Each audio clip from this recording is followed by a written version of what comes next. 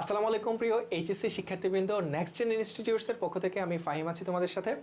আজকে একটা গুরুত্বপূর্ণ বিষয় নিয়ে তোমাদের সাথে আলোচনা করব। আইসিটির খ নম্বর প্রশ্নগুলোর একটা সাজেশনাল ভিডিও একটু তৈরি করি আমরা। চলো, সাজেশন বলতে বোঝাতে চাচ্ছি আমি তোমাদের যে এই ধরনের অনেক প্রশ্ন তোমরা তৃতীয় অধ্যায়ের খ নম্বরের প্রশ্ন ফেস করে থাকো এবং তোমরা আসলে বুঝতে পারো না যে এগুলো কীভাবে তোমরা উত্তর করবে, বা এই প্রশ্নগুলো আসলে দেখে অনেকে অবাক হয়ে যাও যে আর এটা কীভাবে আসলো, কীভাবে এটা সম্ভব।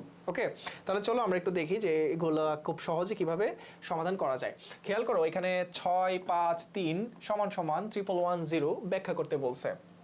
তাহলে কি করতে হবে, তোমাকে প্রথমেই বলে নিতে হবে যে 6, 5, 3 সমান সমান 1110 ব্যাখ্যা করা হলো। এখন তুমি দেখবা যে সংখ্যাগুলো আসলে কি।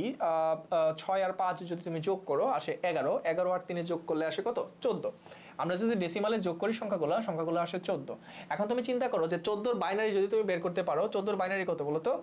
এই 14 বাইনারি যদি আমরা বের করি, আমরা কিন্তু খুব সহজে 14 বাইনারি বের করতে পারবো। এই যে ছক তৈরি করে আমরা বাইনারি বের করা শিখেছি। দেখো 1, 2, 4, 8, মানে ডাবল ডাবল করে নিব। 1 এর ডাবল 2, 2 এর ডাবল 4, 4 এর ডাবল 8। তাহলে তুমি যদি মান বসাও 1111 দেন হচ্ছে 0। তুমি এখানে খেয়াল করো কত কার কার নিচে 1 আছে, 8, 4 এবং 2 এর নিচে 1 আছে, 8, 4, 12 আর 2 হচ্ছে 14। এইভাবে 1110 হয়েছে। আসলে এই 14 ডেসিমাল সংখ্যাকে বাইনারিতে রূপান্তর করলে 1110 পাওয়া যায়। তাহলে তোমরা বলে নিবা কি যে এই 6 যোগ 5 যোগ 3 সমান সমান বাইনারি ডেসিমাল যে যোগ হয়, 6 যোগ 5 যোগ 3 যে ডেসিমাল যোগ হয়, যোগফল হয় 14। এই ডেসিমাল 14কে আমরা বাইনারিতে রূপান্তর করলে 1110 পেয়ে থাকি। খুব ইজি, এটা এভাবে বের করতে পারো। একইভাবে এখানে দেখো একটা সংখ্যা দেওয়া আছে a সমান সমান 0014 ব্যাখ্যা করো।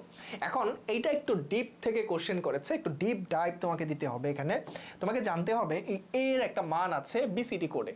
ওকে, এই বিসিডি কোডে এর একটা মান আছে। এই বিসিডি কোডে এর মান হচ্ছে 65। এখন তুমি 65 কে যদি হেক্সাডেসিমালে রূপান্তর করো, খেয়াল করো 65 কে যদি হেক্সাডেসিমালে রূপান্তর করো, দেখো 16 দুগুণে 32, তারপরে 4 16 হচ্ছে 64। এখানে একটা 4 আছে দেখো। তো আমি হেক্সাকে ডেসিমাল, এই 65 যে ডেসিমাল সংখ্যা, এটা কিন্তু একটা ডেসিমাল সংখ্যা। তো এই 65 ডেসিমাল সংখ্যাটাকে আমি যদি হেক্সাতে কনভার্ট করি, এখানে দেখো থাকে 1, আর এখানে যদি আমি হেক্সা বের করি 0 থাকে, এখানে থাকে 41। তো খেয়াল করো এই যে 41 এরপরে যদি 0 থাকে, এগুলো আসলে কোনো ভ্যালুলেস। এর আগে তুমি 0 যুক্ত করতে পারো, এখানে 41 আছে, এখানে আরো 0 যোগ করো, এগুলোর আসলে কোনো ভ্যালু নাই। সো এটা আমরা বুঝতে পেরেছি যে বিসিডি কোডের এর যে ডেসিমাল মান অর্থাৎ 65, তাকে আমরা হেক্সাডেসিমালে রূপান্তর করলে আমরা কিন্তু এখানে এই সংখ্যাটি পেয়ে থাকি। এখন এই ধরনের কোশ্চেন যদি তোমরা বুঝে না থাকো, আমি আবারও বলে নিচ্ছি, আমাদের নেক্সট জেন ইনস্টিটিউটসে তোমাদের আইসিটি নিয়ে স্পেশালি আমাদের কোর্স চালু আছে। বাংলা ইংরেজি আইসিটি বিএ এরও কোর্স আছে। তোমরা চাইলে আইসিটি কোর্সে আলাদা করে ভর্তি হতে পারো মাত্র 799 টাকায়। ওকে, আর ইবিআই কোর্স তোমরা চাইলে একসাথে ভর্তি হতে পারো 2499 টাকায়। সো যাদের আইসিটিতে বিশেষ করে প্রবলেম রয়েছে, তোমরা কিন্তু আমাদের আইসিটি কোর্সে এনরোল করতে পারো। ওকে, এখন আসো যে বাইনারি সংখ্যা পদ্ধতির ভিত্তি 2 কেন। দেখো, এটা আমরা অলরেডি শিখেছি যে বাইনারি সংখ্যা পদ্ধতির মৌলিক সংখ্যা হচ্ছে 2টি। বাইনারি সংখ্যা পদ্ধতির মৌলিক সংখ্যা কয়টি বলো তো? মৌলিক সংখ্যা হচ্ছে 2টি। কি কি? 0 এবং 1। যেহেতু বাইনারি সংখ্যা পদ্ধতির মৌলিক সংখ্যা 2টা অর্থাৎ 0 এবং 1, এই জন্য বাইনারি সংখ্যা পদ্ধতির বেস বা ভিত্তি হচ্ছে 2। এরপরের কোশ্চেনটা আমরা যাই, চলো একটু দেখি এরপরের প্রশ্নটাতে কি আছে।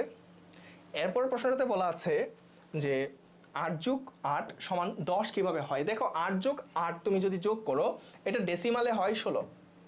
সরি, এটা তোমার এক্স্যাক্টলি ডেসিমাল সংখ্যাতে হয় 16। সো এটাকে, এই ডেসিমাল সংখ্যাটাকে হেক্সাডেসিমাল সংখ্যায় রূপান্তর করলে হয় 10। কারণ হেক্সাডেসিমালের হাইয়েস্ট যে সংখ্যা f সমান সমান হচ্ছে 15, এবং 15-র পরে যদি তুমি 1 যোগ করো, এটা আসলে হবে 16। তো হেক্সাডেসিমালে তো আসলে 16 বলতে কিছু নাই, হেক্সাডেসিমালে আমরা জানি হচ্ছে 10। এটা কিভাবে বের করবো দেখো, ডেসিমালে তো 10 হয়েছে, 16 হয়েছে, সরি 16 হয়েছে।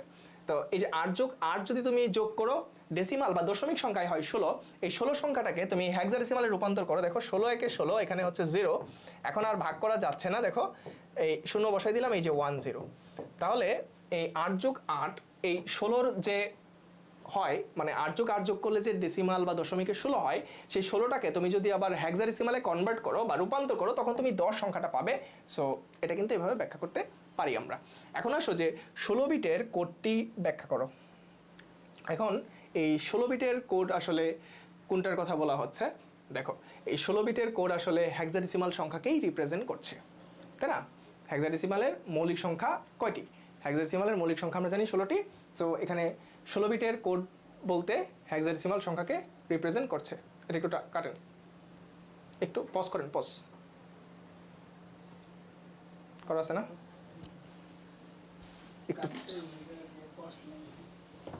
আচ্ছা, এটা একটু চেক করে নেই 16 বিটের কোড কোনটা।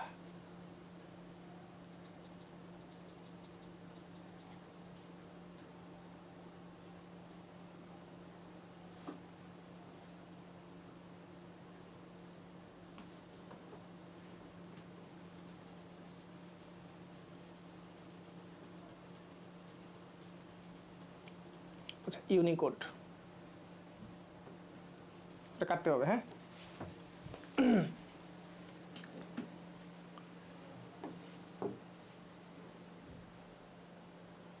এই অংশটা একটু কাটতে হবে, ওকে।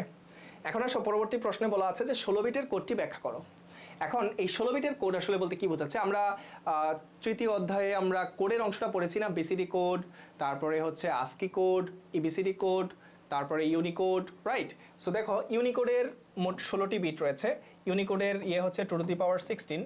2 টু দি পাওয়ার 16 মানে হচ্ছে ইউনিকোডকে রিপ্রেজেন্ট করে, অর্থাৎ 65,000 সামথিং সংখ্যা তোমার কি করতে পারে, ইউনিক কোড মানে সংখ্যাগুলোকে কোডভুক্ত করতে পারে 2 টু দি পাওয়ার 16-এর যে মানটা আসে সেটা।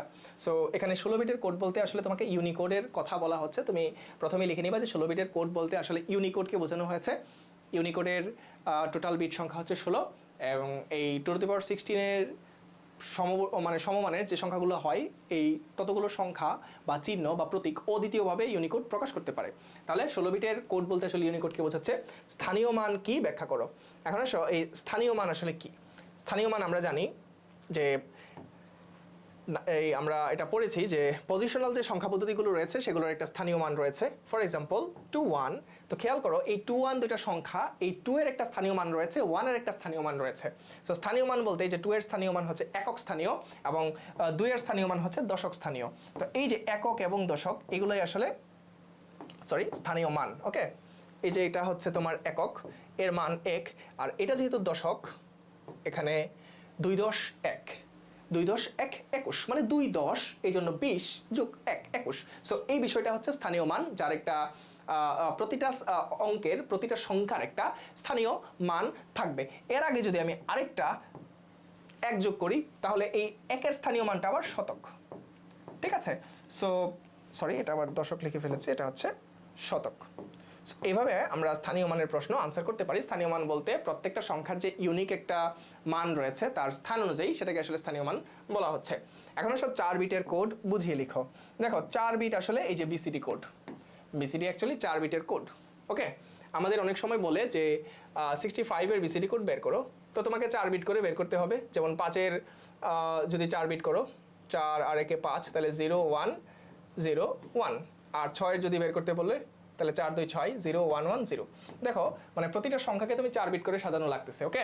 এভাবে কিন্তু বিসিডি কোড বের করা হয়, এই জন্য বিসিডি কোডকে আসলে 4 বিটের কোড বলা হয়। বাইনারি যোগ ও বুলিয়ান যোগ এক নয় ব্যাখ্যা করো। দেখো, বাইনারি এবং বুলিয়ান যোগ আসলেই এক নয়। কিভাবে এক নয় আমরা কিভাবে বুঝবো? দেখো, 1 যোগ 1 আমরা যদি বাইনারি যোগ করি, যোগফল হয় 0, 1 থাকে ক্যারি, ওকে। সো এটা হচ্ছে তোমার বাইনারি যোগ, ওকে। এই বিষয়টা হচ্ছে আসলে আমাদের বাইনারি যোগ, এটা আমাদের বাইনারি যোগ। আর এখন আসো বুলিয়ান যোগ যদি আমরা করি, যে 1 প্লাস 1, বুলিয়ান যোগে আসলে রেজাল্ট হয় 1। এটা হচ্ছে আমাদের বুলিয়ান যোগ।